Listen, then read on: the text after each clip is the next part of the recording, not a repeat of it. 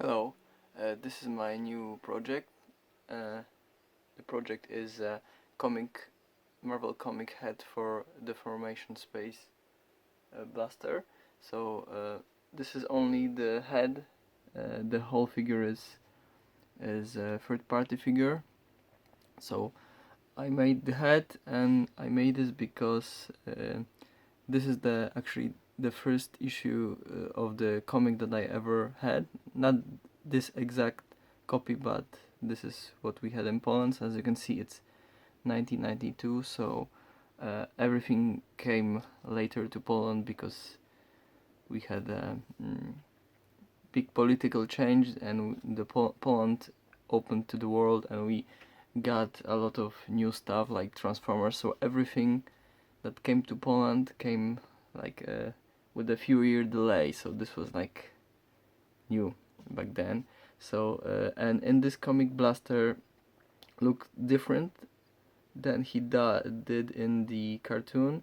Actually, on the cover he looks a bit more like the cartoon, but in the comic, if I can see you see this is his head, and actually there are some angles, and this is what I used to this is the comic I used to make the head. So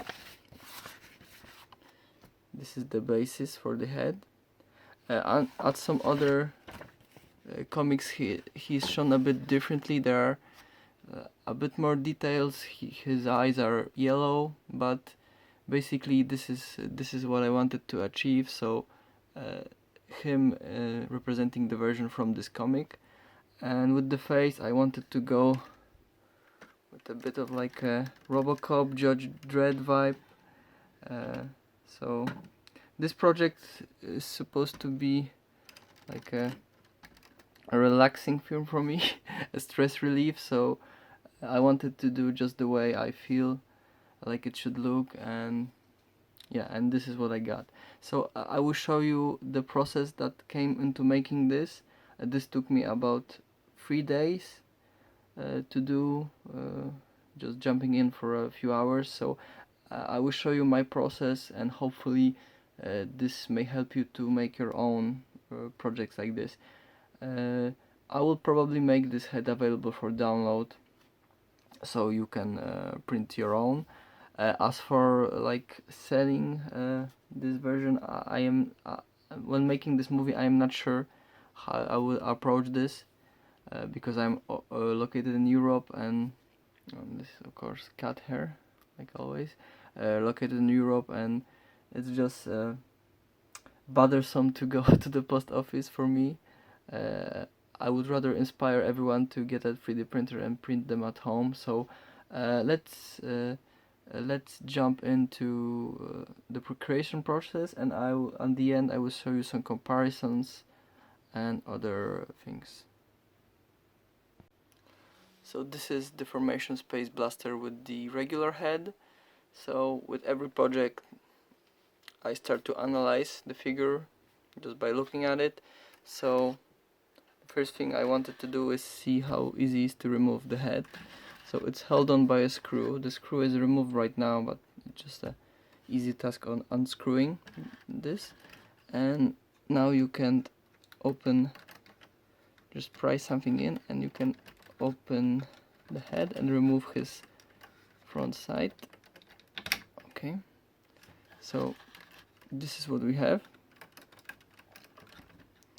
So this is what we have. This is the head removed, and you can see this is like the before and after. But at this point I knew that I would want to make the front part of the head to make use of this part. I wasn't sure how easy it would be to remove this ball joint, but I opted just to make it easy and make this like front part of the head. I'm sorry if you can hear the cat in the back, but he's being annoying and meowing all the time. So at first I always like to have the feel of how the figure, the new part, will interact with the whole figure. So to do that I usually like a rough model in 3D to see how it fits, how it looks. And since I wanted this to cover the front of the head, uh, I knew that like the width of the new face would be like this. So this will help me to align everything. So I will jump to a 3D program and show you how I like test make like a raw version to see how everything fits together. So this is the first version that I made. As you can see, it's very raw. It doesn't have, it's like made of boxes and just very raw shapes. And the wireframe is not very good, but it gets the basic idea of the shape. And you can also test like some lights to see how it will look in different like lights. And because I know that this shape needs to correspond with the whole body, I made something like this that I put in an image. This is like an official image of this figure, and I just move the camera, as you can see, like this, and position it as if it was the part of the figure. And because I know that this width here would be the same, I could just like roughly position it. And also I have this box, and it uses a special material that like cuts out everything, so I can also see more correctly how it would look. So this is makes a cutaway of his chest. So this is maybe a bit down. This is how he would look. I could also test some lights to see how the shadows would work. So this is the process I use to see if I like the way the project is going, if I would like the final result. And I also make two more cameras. So this is another camera with some official photos, and I can use this to position this image. Also, I used a picture from the internet. I'm not really sure who made the picture, or maybe it's from Shozy. So yeah, and this is, I also use this to position it. So yeah, so this is a very rough shape. With this, I knew that the direction is okay. I experimented a bit. Let me hide this. I experimented a bit with the nose, as you can see here, but as you will see later, I opted not to use this. And I can show you after this what are the stages and how the project proceeded from this stage. Okay, so once I get the general idea of how it would look and I would like it to look, uh, it, there comes the time to like measure everything to make it fit, and uh, there are ways to do it like I won't call it professionally, but to do it like the proper way. But since this is like a relaxing film for me, I just do it like this. I just take a ruler and place it over here and take a picture. So just to know just to have like a reference for dimensions, and I measured the bottom part of this, and it was 12 millimeters. And usually the figures use like nice numbers. It won't be like, I mean, there are some variations, but I rounded up to a good number, so 12. 12 was a number for me. So after this image, I jumped to the program again to make a connection from the real world to the 3D world, since I know how 12 millimeters correspond to in the 3D world to a normal world. So I will show you that in the 3D program too. So this is the next stage. After I accepted the basic shape and I made the measurements, I can move into preparing the print. and as you can see we have two more objects here, an image and this bar here. And from our measurements we know that this base is from here to here 21 millimeters. So I made an object in 3D space, this object, and I typed in 21. This is the value, so I know that this object is the same as the real scale 21 millimeters in the 3D world. And next I just scale this image so that it, like, the width fits with this part here roughly. Doesn't have to be really very precise. So as you can see, this is what we got. So now we know that this image is the same in real world scale as in the 3D scale. So now by using our head, as you can see, this head is a bit smaller. So now we can just adjust this head so it just is the same width as this bar here. Okay, and now we know that if we print this at this exact scale, it should fit around this.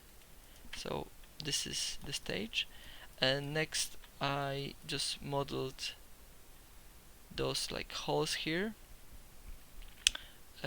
to make an opening, and I can show you that stage, but just be aware that this will be very chaotic, the next one, but this is like my style, I guess. So yes, this is actually how my project looks. And what is happening here, oh, these are Scorponok faces, just so that I could get like a reference. And usually when I do the next version I move it up or to the side, so this is why it looks like this. So as you can see, the first thing I did, I made this like object to cut out this black part. Then I made those like pins to mimic those here, and by moving up you can just see a slight like tweaks.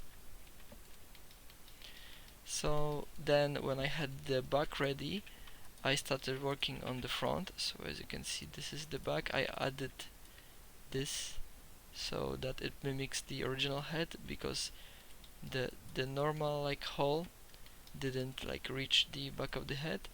And I just modeled a bit, experimented.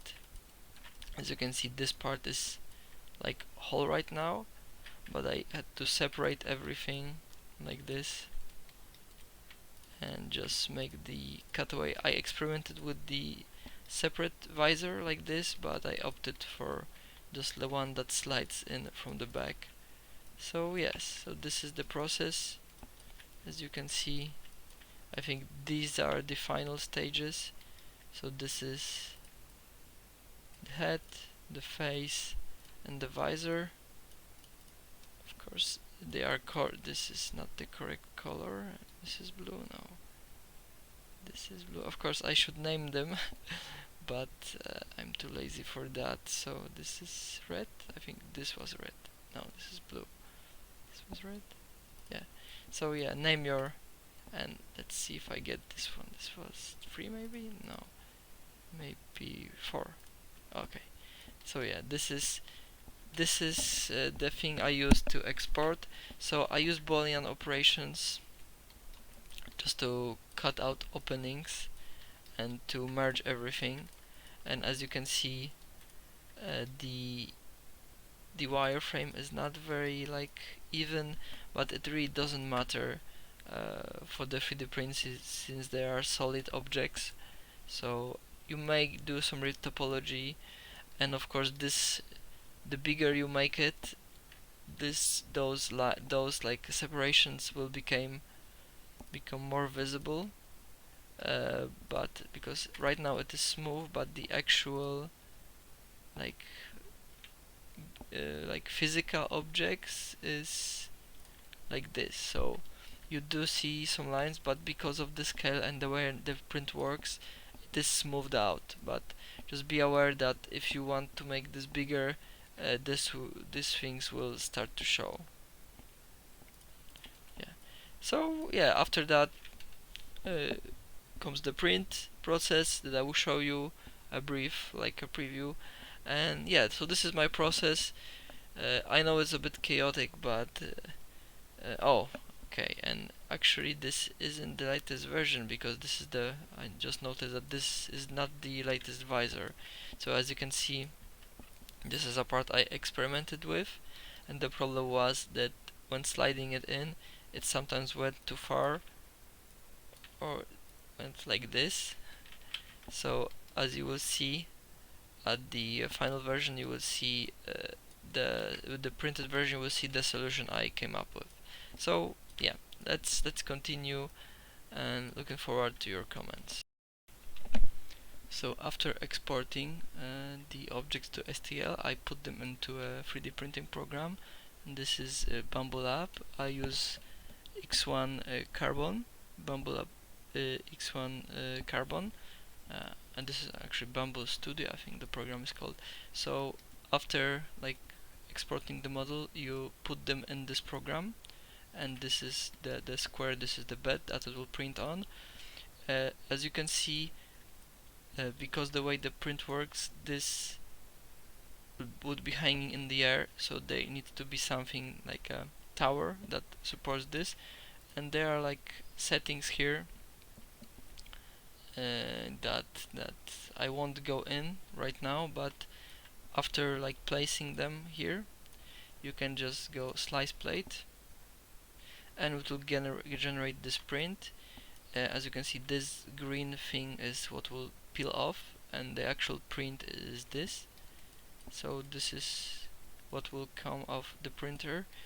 The white part is a seam, and in this program you can move it to a different place. So this is actually the place where the whole like route of the layer ends. But if you want to, you can like paint. Oh, I did paint it. So you can paint it. I didn't paint it on the like this antenna, so I can paint a line here. I know it's not very straight, but doesn't have to be. And now when we click slice plate, as you can see, those lines and here, because it's not a very like straight, have a white spot here, but it doesn't really matter. And as you can see, this is the print time, 30 minutes for this, because the layer is the maximum, like smallest layer it can be on my setup. It's 0.08 millimeters, and you can of course because I have I don't use I just switch filament. I don't use like an automatic switch, so I print every part differently, but I can like duplicate them and print all the red parts at the same time. So let's see how long that would take for 9 heads, 9 helmets. 3 hours. So that's not that bad. 3 hours for the 9 heads. Okay, let's move them. For the faces it should be a lot faster. So 9 faces, let's see. It's 9 or probably 1, 2, 3, 1, 2, 3. Okay, 9 heads. It will be like maybe 1.5 hour. No, 40 minutes. So this is very fast for the faces. And for the visors,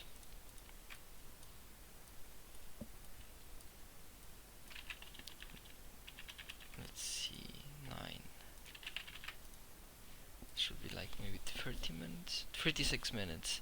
Yeah, so for everything I forgot how, but it's like half an hour for the head, for the whole head, if you like to make more of them. So yeah, so I will show you some images from the printing process, and we can continue further. So this is the printing process. This is a time lapse of the heads, the helmets. This is how they print. For the helmets, to make the best result, I used print by object. option. So they when one print ends, the other like object starts. They do not print at the same time. So you can see this is like a process. So yeah, so if you're wondering how it looks, this is how it looks. And let's just speed it up a bit. Yeah, so foreheads, these are actually the ones I used in the later part of the presentation, and these are the mouths, so they're much faster.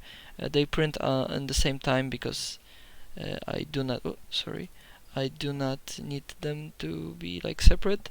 These are the eyes, so even faster.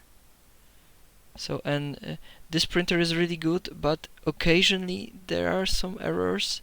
So if you're wondering how an error looks like, this is because I didn't like properly level the bed, and at some point the bottom just like moved off and the print started to print in the air. So yeah, we have a spaghetti.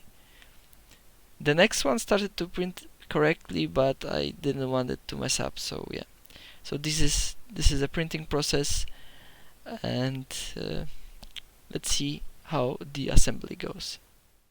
Okay, so here are some of the stages that I made. Actually, this is basically, these are like other prototypes. This is the test that I've made because I was experimenting with some parts. So actually, the first part I made, I think, was this one, yes, and this is like a combined shape, one shape, and just made to test fit how it looks. So as you can see, there is like some like adjustments in the plastic, so I sometimes make the holes bigger just to test fit. So this is actually the mistake I've made here, is that this was too narrow, so when I wanted to test fit, it wouldn't like close properly. Sorry, it wouldn't close properly. So this is like this was my first test. The second test, as you can see, this is much wider. Also, this top hole is slightly bigger. So right now, when using this one, it just snaps into place, and thanks to this, I had like a feel of the scale, and I could test if it can hide in the alt mode. So thankfully it did. So knowing this, I started to work on the color separation. You could make it as a solid model and use multicolor printing, but not everyone has access to this thing. I actually do, but I like to make the projects very like easy to replicate, and since not everyone has not everyone has this multicolor option, this is I work on a color separation to separate objects. So this is one of the first projects that I made. So this is, I was thinking of making the head detail and the eye guard separate, but for this smile scale it didn't really work out. So this was the only, I think I made 2 tests. It kind of works, but it's very thin plastic, and again, not every printer will be able to recreate. Well, if you would use resin printer, yes, but my projects are usually for FDMs or plastic prints, so this is a project that I worked on, but I abandoned this road.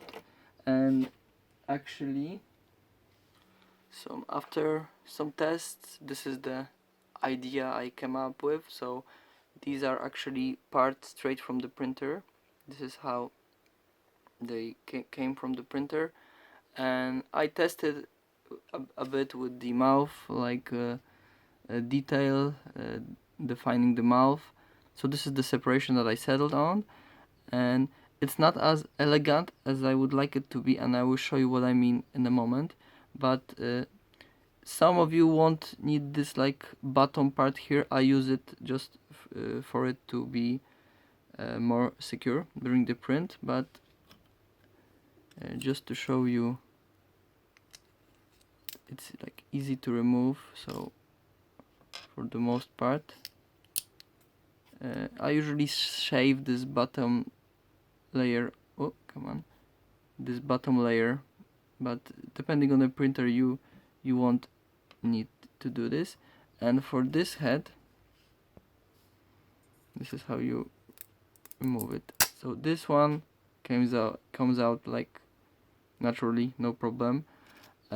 On those parts here, they might give you a bit of trouble, but I do it like this. I use like something like this.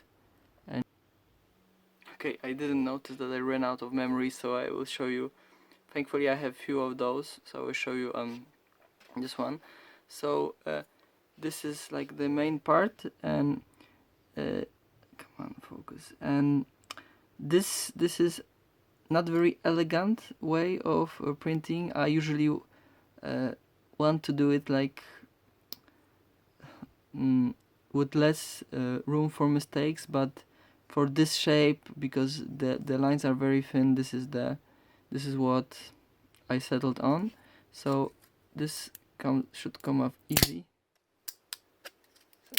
Okay, so this just peels off, this just peels off, and also there is a part here that you can like push and it should fall off, and this I will show you why the opening is here later. And for this part, since the print lines, let me move them to the back so the focus works better. So it's because of the print lines go like this. If you use something sharp like this and push it like here, it should like naturally come off. As you can see, it just flaked off. Same with here. I will try to show you everything on the camera. Come on. Okay, and there is something a bit stuck here. So, oh, sorry. So let me maybe change the angle like this. Oops. Okay.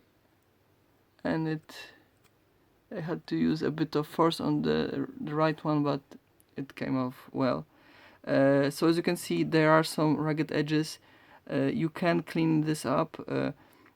I like my prints to be made in such a way that they do not need any post-processing, so that like because you know, post-processing skills are different for everyone, so I want them to be as good as they can be straight off the print bed.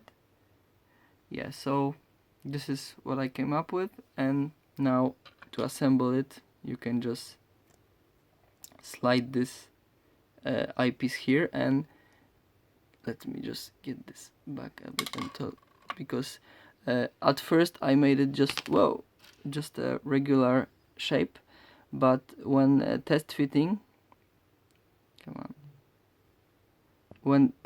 it, it often like twisted and went too far up. So by using this and this as a kind of a guiding rail, you can now slide it inside and just push it up, and it should just lock in the optimal position like this. And because of this opening, because during the process I tested a few visors and it was hard to get them off, remove them, I made this opening, so now you can like use something to push it down, and you can swap between different colors. So you can use yellow, you can use blue. And for the mouth, there's also this rail, and you just slide it up, and this is the head ready. I defined about a mouth a bit more. I may make different expressions. I wanted this to have a bit of a RoboCop, Judge Dredd, more Judge Dredd vibe, because in the comics he was often portrayed in such a way that you did not see his nose. There is room for it, but it was like hidden, and this is what I went for. And to attach this,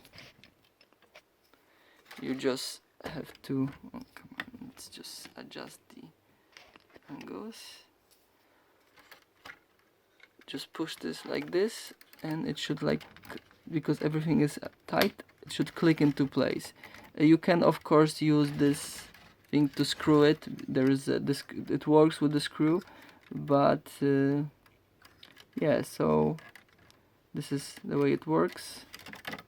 Let me just maybe show you like this so you can see the bottom. So the articulation works fine. I think you can shave this bottom layer of the print here to make it a bit look a bit better, but this is the part straight of the printer. So yeah, this is my project. Let me show you him next to some other figures and some figures from the comic, and we will see, and we will wrap this up. So here we have a Blaster with some of his like companions from this comic. Sadly, I don't have all of them in this scale, but this is Powerglide and Warpath. So this is this were his partners in the comic that I mentioned. And let me show you with some of my bigger bots. So here is Blaster next to my Marvel Maximus and my Marvel Prime. So in the comic he was portrayed in different scale, but usually he was similar scale than Optimus and Maximus. So this is my Marvel lineup right now. We can put in, oops, we can put in Scorponok in here somewhere, but he won't be in frame, so let's maybe move him back. Maybe some acolytes of Unicron. I am not sure if Blaster was present when the Autobots were fighting them, but I think that most of the Autobots, yeah, because Maximus was the only one left on Earth, so I think he should be present there. So yeah, here you go. You can make a scene with him fighting the acolytes of Unicron. Yeah, so this is a Marvel comic Blaster head for Deformation Space Blaster, and I hope you enjoyed this video. I really encourage you to get a printer, because there are a lot of very cool projects made that you can just download and print. Toymaker, for example, Team Young has some very nice projects. So yeah, so thank you for watching this. Looking forward to your comments, and take care.